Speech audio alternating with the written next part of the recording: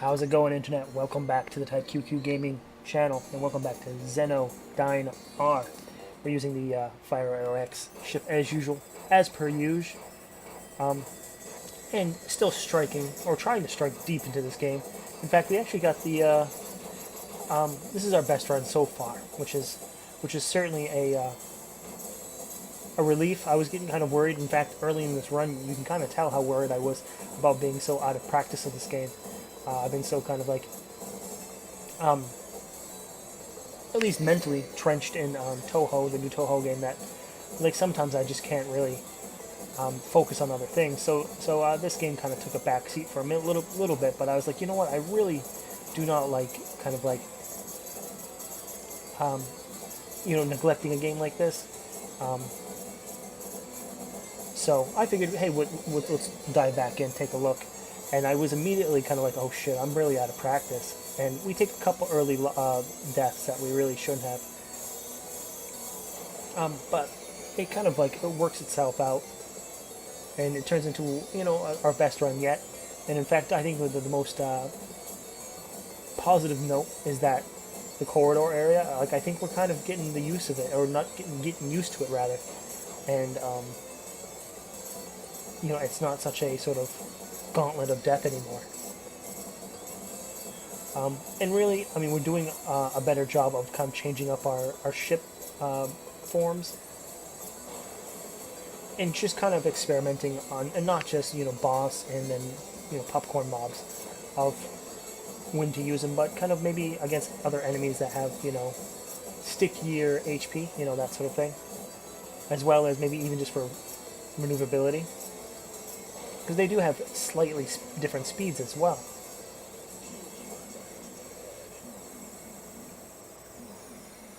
One thing I try to keep a mindful eye on is keeping those silver orbs on the screen as long as I can.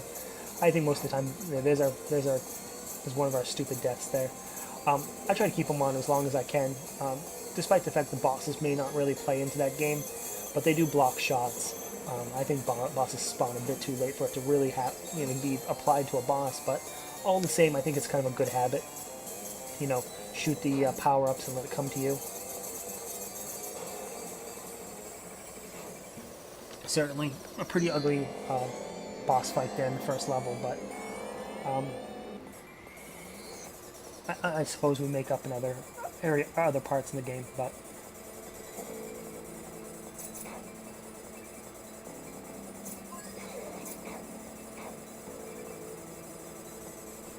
But yeah, I'm excited, man. I'm excited. I think for when it comes to 2017, we're gonna be playing this, maybe some Zeno Hell, and then of course Fire Arrow X, and then Jet Buster when that comes out, followed by Super XYX. I don't know how to pronounce it. Is it Zix maybe? Super Zix? I'm not quite sure. And that comes out next year. So there's a ton of stuff to always play. Holy shit! Not to mention Raiden. I think Raiden 5 Director's Cut coming out later this year, as well as Burst Fighter coming out in like a couple weeks. I'm telling you, man. If you're trying to play every shmup game in the world, and raise a kid, it's nigh impossible. In fact, I kind of wanted to bring it up. I talked about it ever so briefly on Twitter, but my sort of scheduling, if you even want to call that, or my dependency of time frame within the day or night to put up videos, might be changing, or rather is going to be changing. But to what effect, I really don't know, if to any. It's just my family's kind of switching things up when it comes to time and baby time, that sort of thing. Who gets them at night, who gets them at day, and just kind of try to make everything work with working schedules and baby schedules and and YouTube schedules for that matter. I'm sure not a lot of people are going to notice whether things come up 4 o'clock in the morning or 4 o'clock in the afternoon. But I'll try to at the very least, have one video up a day. But it may not come to that. At the very least, I'll have something up every other day.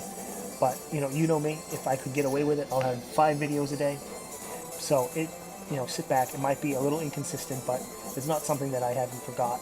At the very least, I want to at least try to put like something up, you know, in a close approximation of 24 hours. Turn the game volume up a little bit. I think that's good there.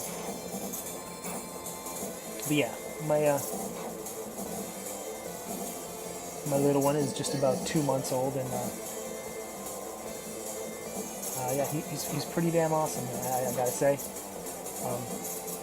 As we're dodging bullets here, one of the projects I've been kind of doing for the last couple of days is that just rounding up all the cartoons in the house and kind of getting ready for him to check that out, because he's already at 2 months. He's kind of sitting up straight and kind of checking out things. Here on a sort of mini boss here with the sort of turrets here.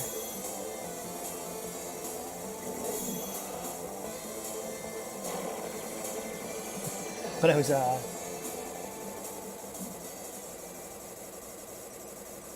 gonna tell Gamebound that yeah, I do miss hanging out with those guys. I want to hang out with those guys and record soon. And I was gonna tell him, I was like, hey, having a baby makes it pretty hard to come over and hang out, and at least at first. But then it's like, yeah, I got daddy duties.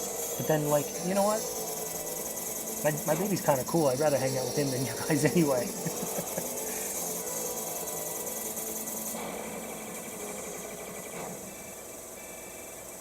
It's a good thing when you can't talk. You can't rattle off stupid ass 80s movie references all the time.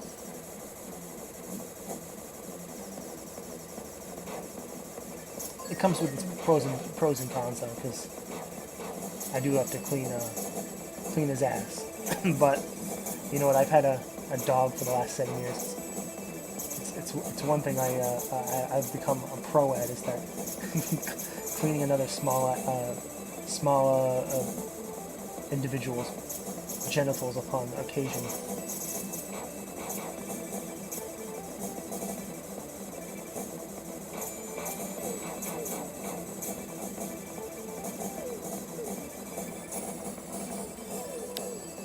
Stage 3 here with 5 lives, excuse me. Didn't mean to rush things there.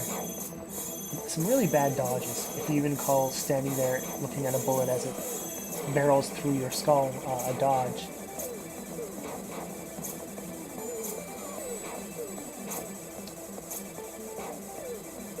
But it's not that this game isn't generous enough, like areas of this where they just give you a ton of bullets to kind of that heal you back up. Yeah, here we go. We're going to use the blue on those guys just to kill them off a little bit easier as well. And experiment through the corridors here with the blue ship as well. Maybe with some better handling. Maybe some more instant death of the turrets and stuff. I mean, one thing that the blue ship will do, it will kind of, as lame and cheesy as it sounds, it will kind of guide your ship a lot more. And what I mean by that is that, it only fires directly in front of you, your full wingspan. Granted, that yellow dot is your hitbox, but, it gives you an idea of where your ship is corresponding to the walls that if you touch, you'll explode.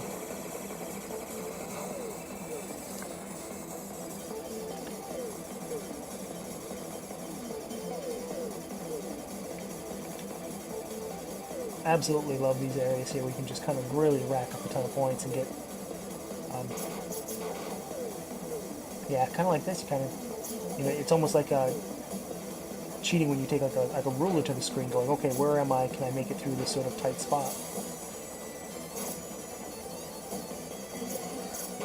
Ah, real bad there.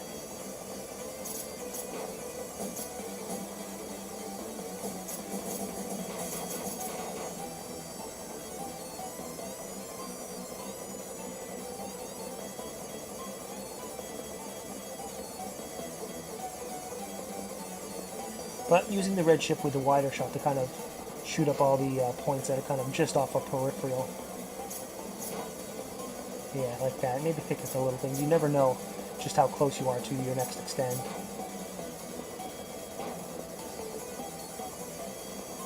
Yeah, and kind of, you know, tracing there, that sort of thing, just to make sure.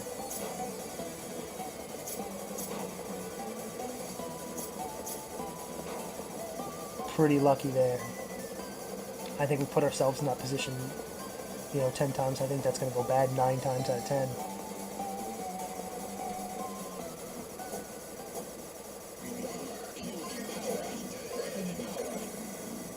Three lives, 3 bombs on the Area 3 boss. Certainly not one of the harder bosses, I feel.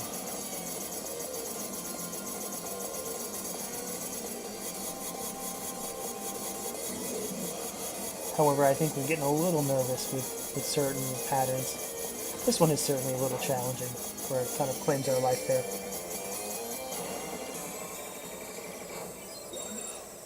Back up to 3 lives.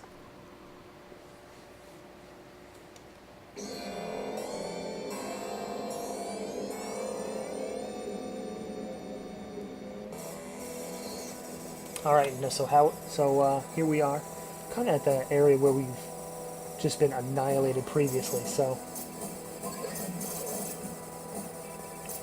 it's kind of like, what do we do to kind of change things? I mean, there, nothing. You know, we got taken down to 2 lives there, but I think particularly it's going to be those larger ships there. If you don't take care of them quick enough, they do fill up the screen. So I think we were lucky there, but later on in this run, I believe we do switch up to the blue shot just to kind of destroy them and clear them off the screen rather quick. First time against this mini boss, and really nothing too wild and crazy. Yeah. Gladly take the bonus points in this sort of point station, this health station essentially. Maybe it'll give us a free man out of it. Nope. But certainly looks like gets us pretty close, I guess. Down to 1 life.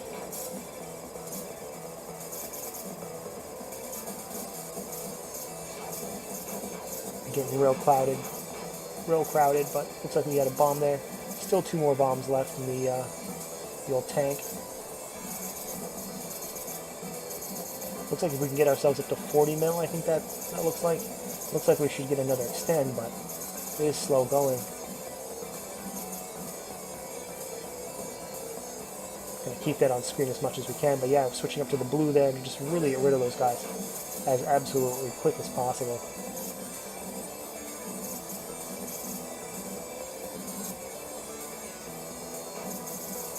Yeah, you can see what happens when you don't. However, there are some gaps in it. You know, it is kind of like a 3-pronged attack. So if you're, as long as you're not directly in front of it or off in the corners, you know, you should be fine.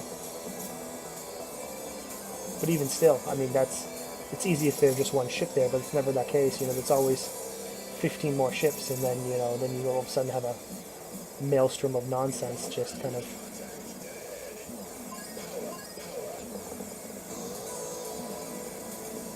Level 4 boss. Who would have thunk it, right?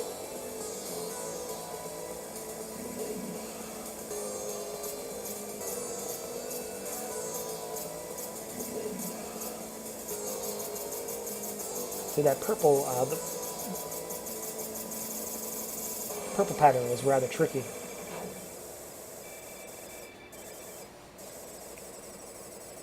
And just when we thought we cleared the level, we were, you know, that was more or less just a mini boss.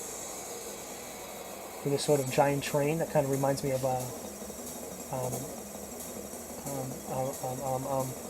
it escapes me now. Bullet Soul, excuse me. What is that? In the 2nd level of Bullet Soul, you get to take down that sort of train. In fact, Ikaruga has the same sort of. It's a lot smaller though, but yeah, I think in the 1st level, Ikaruga has that sort of train-like enemy.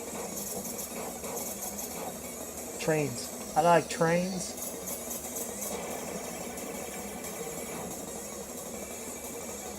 Well, we've over 40 40 mil. I don't think I recall getting an extend there, so maybe not then. Unfortunately, that's that. A little disappointing, but we got a lot further than we had in the past, and that's with some real garbage dodges. So I don't know. Maybe we'll keep playing and then see what happens. But that's gonna be it for this video. Don't forget to subscribe, leave a like, leave a comment, do all that stuff. We'll come back and play some more Zenodyne R in the future.